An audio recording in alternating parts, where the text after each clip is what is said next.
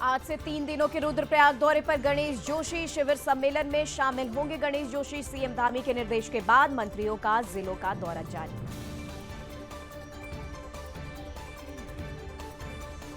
श्री केदारनाथ धाम यात्रा ने फिर पकड़ी है रफ्तार। 2 दिनों में 11,000 से अधिक यात्री दर्शन करने पहुंचे। मानसून के चलते यात्रा पर लगी थी रोक। मसूरी में धूमधाम के साथ मनाई गई पंडित दीनदयाल उपाध्याय की जयंती। दीनदयाल पार्क का गणेश जोशी ने लोकार्पण किया।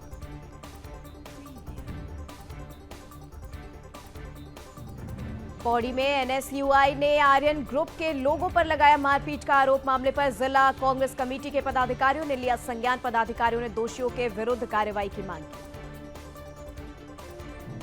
उधम सिंह नगर में 12 घंटे के बाद फिर एक और एनकाउंटर। फरार चल रहा है एक और बदमाश गिरफ्तार। गिरफ्तार बदमाश पर संगीन धाराओं में मुकदमे दर्ज।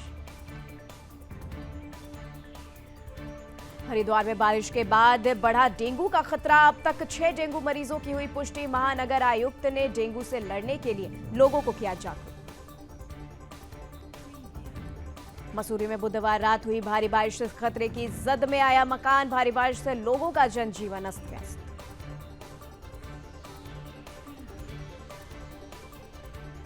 बुधवार देर रात हुई बारिश से विकास नगर में कई जगह हुआ भूस्खलन। भूस्खलन के चलते आवाजाही के लिए मार्ग हुआ बंद।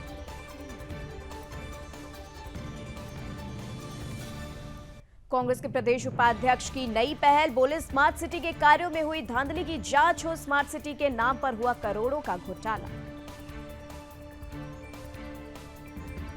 और टिहरी में पुरानी पेंशन बहाली की मांग को लेकर कर्मचारियों ने निकाली आक्रोश रैली। कर्मचारियों ने केंद्र सरकार को भेजा ज्ञापन।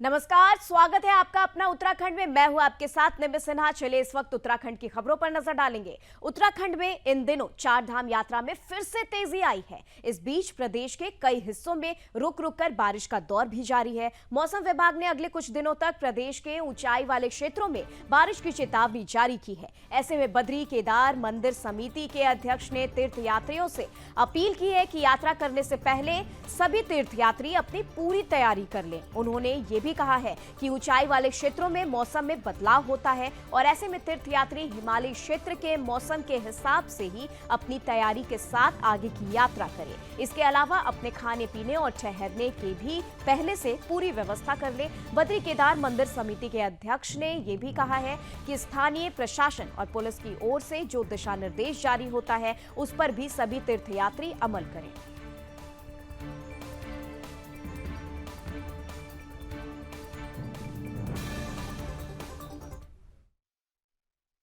देखिए, वर्तमान में जो मानसून का असर है वो काफ़ी कम हो चुका है। बीच-बीच में कभी-कभी वर्षा हो रही है, लेकिन उसके बावजूद जो श्रद्धालु तीर्थयात्री हैं वो बड़ी संख्या में हमारे धामों पे पहुँच रहे हैं। केदारनाथ धाम में लगभग प्रतिदिन 9-10 हज़ार यात्री वहाँ पर पहुँच रहे हैं। इसी प्रकार से 6-7-8 हज़ार तक श्रद्धालु तीर्थयात्री बद्रीनाथ धाम में पहुँच रहे हैं। और आप जानते हैं कि विगत दिनों में केदारनाथ जो यात्रा मार्ग है, पैदल मार्ग है, मोटर मार्ग है, वो भारी वर्षा के कारण बाधित भी हुआ था और कई स्थानों पर पूरी तरीके से वॉश आउट भी हुआ था। लेकिन प्रदेश सरकार के स्तर से जो भी पुनर्निर्माण के पुनर्स्थापना के कार्य थे वो बहुत तेजी के साथ में संपादित किए गए।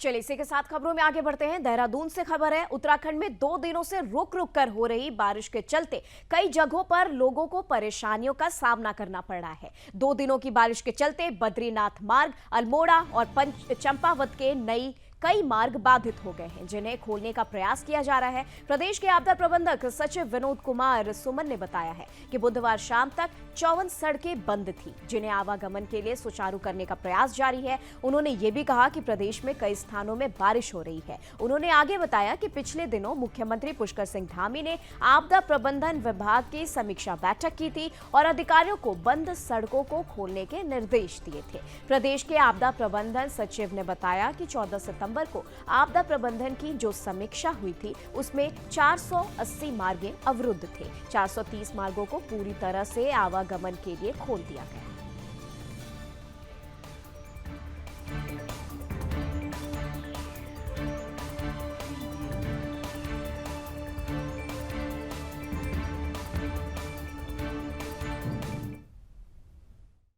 कल से लगातार बरसात हो रही है।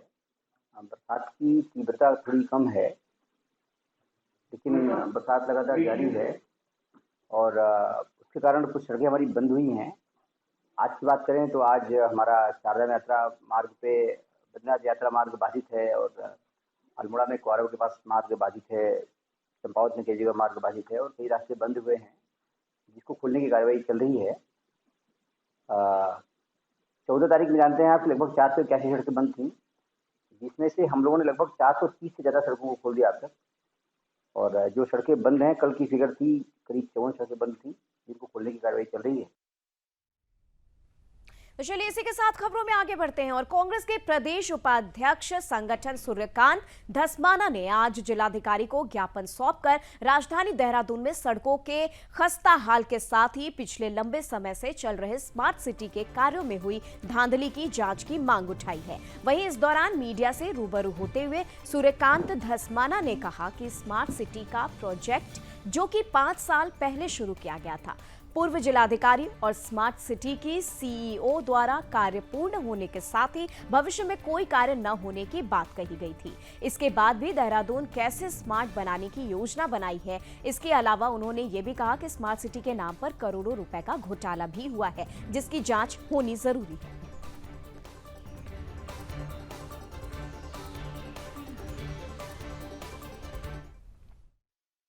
जो रेलिवेंट हमारे डिपार्टमेंट है शासन में, उनको ये सभी चीज़ें आज संदर्भित की जा रही हैं। तो वहाँ से जैसी डायरेक्शंस प्राप्त होती हैं उसके अनुसार कार्रवाई करवाने के लिए एग्जीक्यूशन में लाया जाएगा। जो स्मार्ट सिटी का प्रबंधन है उनको वहाँ से डायरेक्शंस चली जाएंगी। देखिए, आज हमारे महानगर अध्यक्ष जी डॉक्टर जसविंदर सिंह गोगी साहब, हमारी पार्टी की महामंत्री गोदावरी थापड़ी जी, हमारे पार्टी के नेता राजकुमार जायसवाल जी, हमारे पार्टी के नेता सुनील अग्रवाल साहब और सारे प्रमुख नेता, पूर्व पार्षद, हमारे निवर्तमान पार्षद, हम लोगों का प्रतिनिधिमंडल जिलाधिकारी देहरादून से मिला और जिलाधिकारी देहरादून को हमने मांग पत्र दिया। देहरादून स्मार्ट सिटी जो प्रोजेक्ट 5 वर्ष पहले शुरू किया गया था और जिसको विधिवत रूप से जिलाधिकारी जो सीईओ थी उन्होंने पूर्ण होने का और उस पर भविष्य में कोई काम न होने का ऐलान किया। उसके बाद हमने देहरादून कैसा स्मार्ट बना उसका एक अभियान चलाया।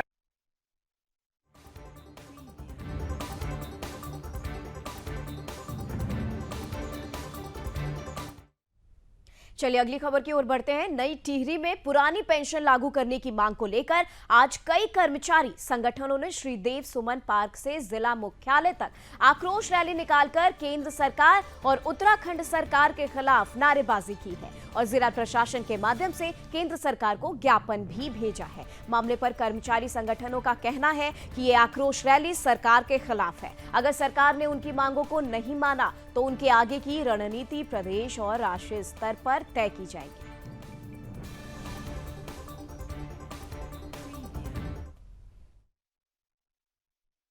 है ये पूरे भारतवर्ष में जितने भी हमारे पुरानी पेंशन बहाली के आच्छादित जनपद हैं या राज्य है, उनमें समस्त जनपदों में जो है जिला मुख्यालयों में जो आज आक्रोश मार्च है। और हम आपके चैनल के माध्यम से जो है भारत सरकार, उत्तराखंड सरकार को ये चेताना चाहते हैं कि अभी भी हम जो है कभी हार मानने वाले में नहीं हैं। जब तक हमें आपने हमारी पुरानी पेंशन बहाल नहीं की तब तक हम हार मानने वाले नहीं हैं।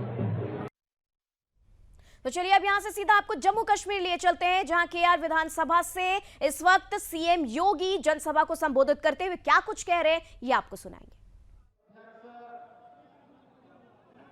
श्री रविंद्र रैना जी लोकसभा के माननीय सांसद श्री जुगल किशोर शर्मा जी, प्रत्याशी Shri doctor Narendra Singh ji, professor Gharuram Bhagat ji, doctor Rajiv Kumar ji, पूर्व मंत्री श्री श्यामलाल चौधरी जी, पूर्व विधायक श्री अश्वनी शर्मा जी, भारतीय जनता पार्टी के जिला के अध्यक्ष सुनील दत्त शास्त्री जी, लंबाराम गांधी जी, पूर्व जिलाध्यक्ष श्री ब्रजेश्वर सिंह राणा जी, प्रदेश संत समाज के महामंत्री महंत राजेश गिरी जी,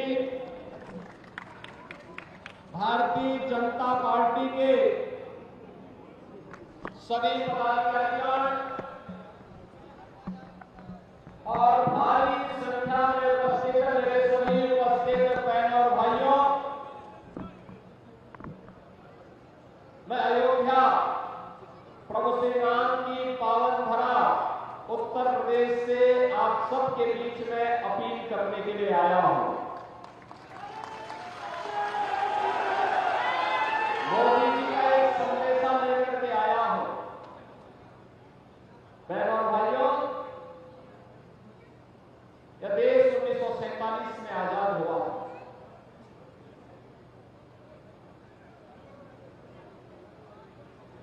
कांग्रेस ने लंबे समय तक देश में शासन किया,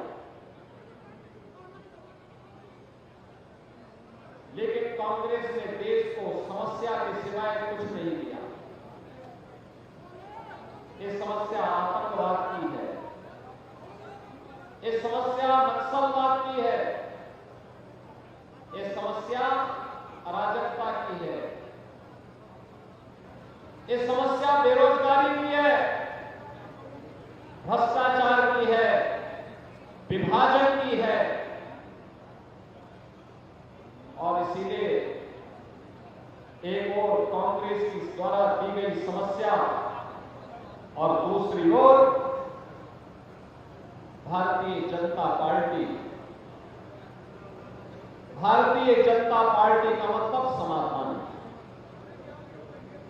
1947 में देश आजाद होते ही सबसे पहला कार्य होना चाहिए था अयोध्या में राम मंदिर के निर्माण का मार्ग प्रशस्त होता।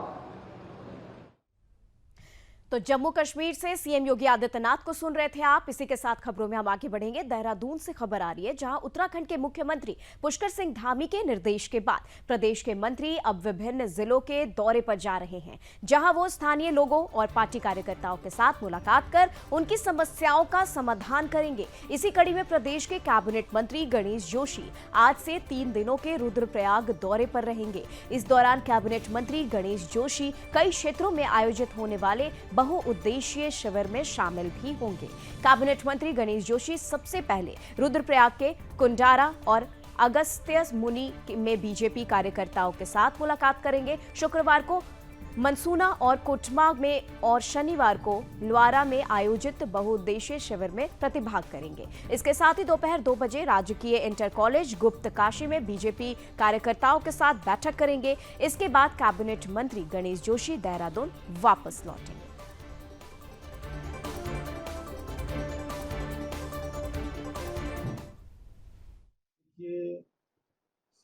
केदारनाथ सीट पर चुनाव होना और कभी भी चुनाव की तिथि घोषित हो सकती है। और पार्टी ने जिन पार्टी के कार्यकर्ताओं की जिम्मेदारी वहाँ लगाई है, मैं भी उसमें से एक हूँ। अभी मैं पूर्व में भी 3 दिन का दौरा करके आया था और आज फिर 3 दिन के दौरे के लिए वहाँ पर जा रहा हूँ। वहाँ के स्थानीय कार्यकर्ताओं से मिलकर हम इस लड़ाई को लड़ेंगे।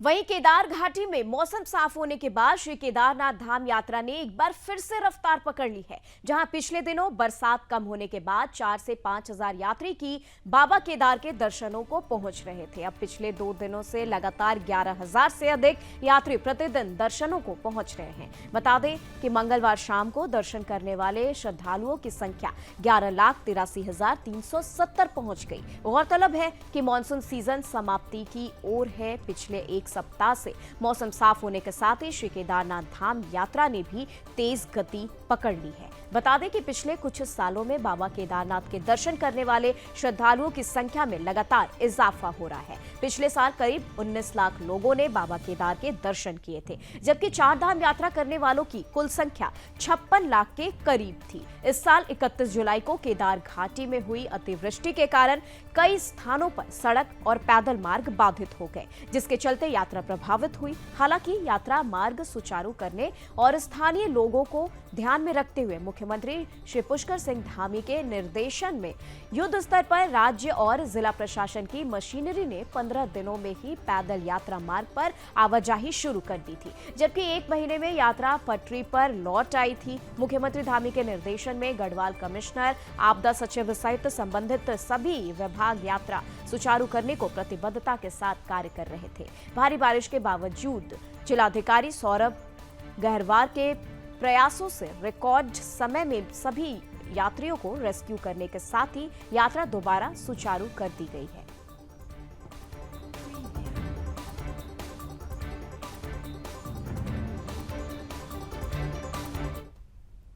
और देखिए अगली खबर मसूरी से आ रही है। मसूरी में पंडित दीनदयाल उपाध्याय की 108वीं जयंती धूमधाम के साथ मनाई गई। इस मौके पर मसूरी लंढौर बाजार स्थित मसूरी देहरादून विकास प्राधिकरण द्वारा निर्मित पंडित दीनदयाल पार्क का कैबिनेट मंत्री गणेश जोशी ने लोकार्पण किया। वहीं पंडित दीनदयाल की मूर्ति का अनावरण भी किया गया। इस मौके पर लंढौर विकास समिति द्वारा लंढौर बाजार को मसूरी के विकास की मुख्य धारा से जोड़ने का आग्रह किया गया है। उन्होंने कहा है कि लंढौर बाजार मसूरी का सबसे पुराना बाजार है, लेकिन वर्तमान में लगातार उपेक्षा का शिकार हो रखा है, जिस वजह से लंढौर बाजार से लगातार लोग पलायन कर रहे हैं। वहीं मसूरी लंढौर बाजार में स्थित सर्वे ऑफ इंडिया की कई एकड़ जमीन खाली पड़ी है, जिसका उपयोग लंढौर बाजार को पर्यटन की दृष्टि से विकसित किए जाने में लाया जा सकता है। वो लंढौर बाजार के नॉर्थ रोड में नगर पालिका परिषद मसूरी की कई एकड़ जमीन खाली पड़ी है, जिस पर पार्किंग निर्माण करने का आग्रह किया गया है।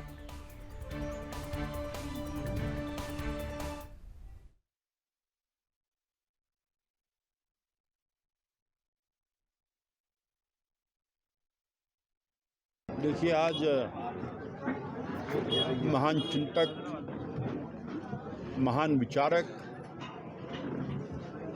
अर्थशास्त्री, समाजशास्त्री, महान राजनीतिज्ञ दीनदयाल उपाध्याय जी की 108वीं जयंती है। इस अवसर पर हमने यहाँ पर आज एक दीनदयाल जी की मूर्ति का लोकार्पण, व पार्क का लोकार्पण यहाँ पर किया है। यहाँ पर आकर जो लोग आए उनको नमन करें, उनसे प्रेरणा लें कि उन्हीं की प्रेरणा से आज भारतीय जनता पार्टी सत्ता में है, क्योंकि समाज के अंतिम पीढ़ी के अंतिम व्यक्ति तक विकास की लहर पहुंचनी चाहिए।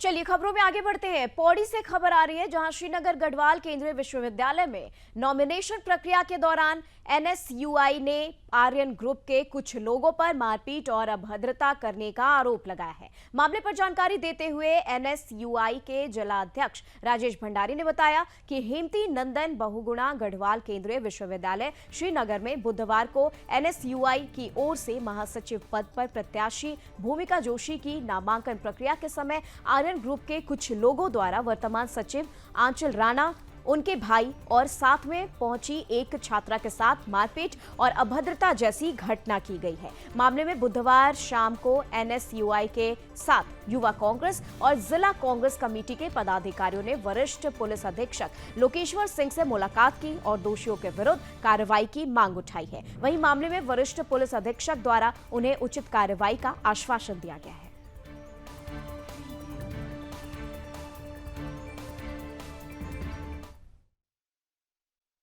पहले तो सबसे बड़ी ये हमारे पूरे प्रदेश का दुर्भाग्य है कि एक ऐसी सरकार हमारे प्रदेश में बैठी हुई है जो महिला विरोधी है।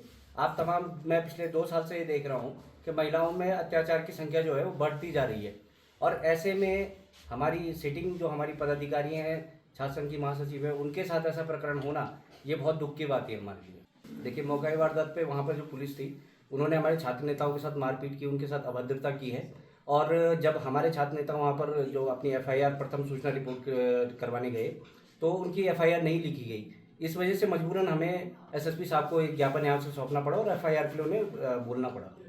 आज गढ़वाल विश्वविद्यालय जो श्रीनगर है वहाँ पे नामांकन की लास्ट तिथि थी और हमारी जो प्रत्याशी थी उसका नामांकन करवाने मैं और प्रत्याशी आगे थे।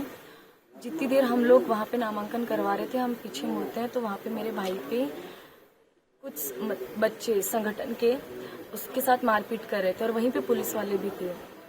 जब तक मैं पीछे जाती हूँ और मेरे साथ ये लड़की है, ये वहाँ पे फीस सबमिट कराने आगे जाती है, इतने में वहाँ पे मारपीट भी हो जाती है। और जब तक ये स्लिप लेके आती है, इससे स्लिप छीना छानी की जाती है। स्लिप जब मैं अपने पास छुपाती हूँ तो मेरे साथ भी पूरी छीना झपटी होती है, पूरी तरीके से मारा भी जाता है और ज़मीन में लिटा के मारा है मुझे तो। और सेम इस लड़की के साथ भी करा और सिर्फ ये रीज़न था कि हमारा नामांकन ना हो। उनका सिर्फ और सिर्फ एक ही कहना था कि हमारा नामांकन नहीं होना चाहिए। 12 बजे से पहले FIR दर्ज करेंगे, अब देखते हैं क्या करते हैं। फिर वो शुरुआत उन्होंने मुझी से करी थी। जब कॉलेज में मारपीट या हाथापाई हुई थी तो छेड़छाड़ उन्होंने मुझी से शुरू करी थी। मेरे कपड़े खींच के मुझे ले गए, मुझे नाखून से नोचा है पूरा, मेरे हाथ से मेरा सामान वगैरह छीन रहे थे। उसके बाद मेरे साथ जो लड़का था उसे भी कोने में लेके मार रहे थे बिना मतलब। और उनका अभी भी प्लान था कि हम इनके साथ ये सब करेंगे और वो कर चुके थे। वो हम पहले भी चेतावनी दे चुके थे कि तुम्हें रुलाएंगे। वो उसके बावजूद भी उन्होंने हमें चेतावनी पहले भी दे चुके थे, उसके बावजूद भी हम अंदर थे। उन्होंने वही चीज़ें की और हमें रुलाया है और हमारे साथ बदतमीज़ी करी है। मेरे साथ 2 लड़कों ने किया है। एक तो संजू बिस्तर और एक राम।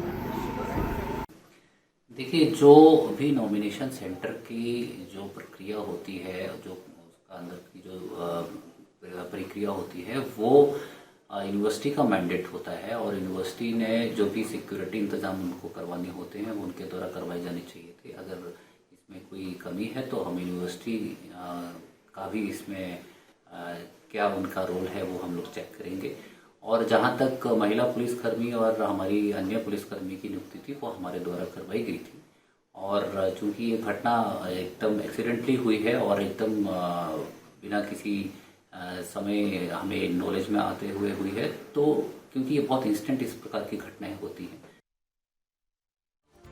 और अगली खबर उधम सिंह नगर से है, जहां की अपराध मुक्त बनाने को लेकर SSP मणिकांत मिश्रा की ताबड़तोड़ कार्रवाई लगातार जारी है। मुठभेड़ में एक बदमाश की गिरफ्तारी के 12 घंटे बाद मुठभेड़ में फरार चल रहे बदमाश को फिर पुलिस ने अपनी गिरफ्त में लिया है। इस दौरान पुलिस और बदमाश के बीच कई राउंड फायरिंग चली, जिसमें बदमाश को गोली लगी है। बदमाश की शिनाख्त साजिद के रूप में हुई है, जो टांडा बदली जिला रामपुर उत्तर प्रदेश का रहने वाला बताया जा रहा है। मिली जानकारी के मुताबिक जसपुर क्षेत्र में पुलिस और बदमाश के बीच बुधवार को हुई मुठभेड़ में फरार चल रहे बदमाश साजिद और उसके एक साथी के कुंडा क्षेत्र में रहने की जानकारी मुखबिर द्वारा SSP मणिकांत मिश्रा को मिली, जिस पर SSP ने एक टीम का गठन कर बदमाशों की गिरफ्तारी के निर्देश भी दिए, जिस पर पुलिस ने क्षेत्र में चेकिंग अभियान चलाया। इस दौरान साजिद और एक व्यक्ति मोटरसाइकिल में भागते हुए दिखाई पड़े। पुलिस ने पीछा किया तो उन्होंने पुलिस पर ताबड़तोड़ फायरिंग की, जिस पर पुलिस ने जवाबी कार्रवाई की और फायरिंग शुरू कर दी, जिसमें साजिद को गोली लग गई, जबकि दूसरा व्यक्ति फरार हो गया। घायल साजिद को प्राथमिक उपचार देने के बाद हायर सेंटर रेफर किया गया है। बदमाश साजिद के पास से पुलिस ने एक 315 बोर का तमंचा, एक खोखा कारतूस और एक जिंदा कारतूस समेत लूट में प्रयुक्त मोटरसाइकिल भी बरामद किए हैं। घटना की जानकारी मिलते ही SSP मणिकांत मिश्रा मौके पर पहुंचे।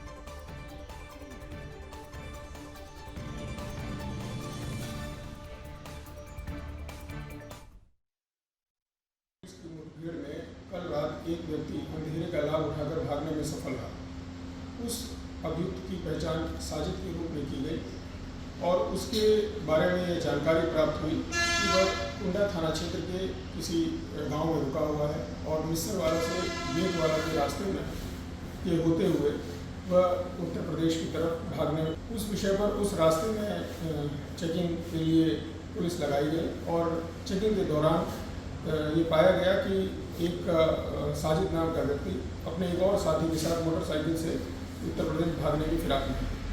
पुलिस के द्वारा इसे रोकने का प्रयास किया गया या नहीं होगा और इसने पुलिस पर फायर कर दिया।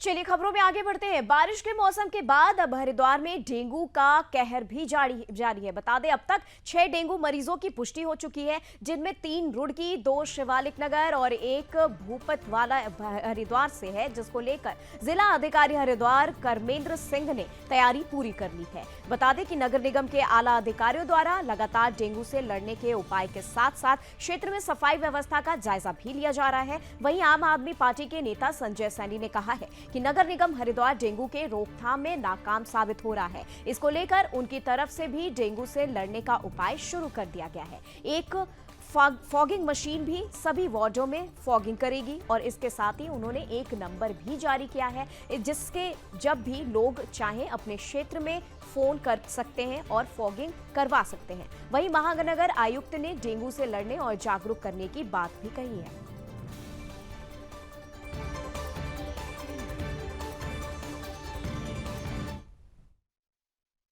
वो एकदम से फैलता है और फिर कंट्रोल नहीं होता। फिर हमारे जितने भी सरकारी अस्पताल हैं, अधिकांश जो हमारे गरीब लोग हैं, मध्यम वर्गीय लोग हैं, ये इसकी चपेट में आते हैं, क्योंकि वहाँ कहीं ना कहीं सफाई व्यवस्था नहीं होती। तो फिर हॉस्पिटल में भी उनको प्रॉपर उपचार नहीं मिलता।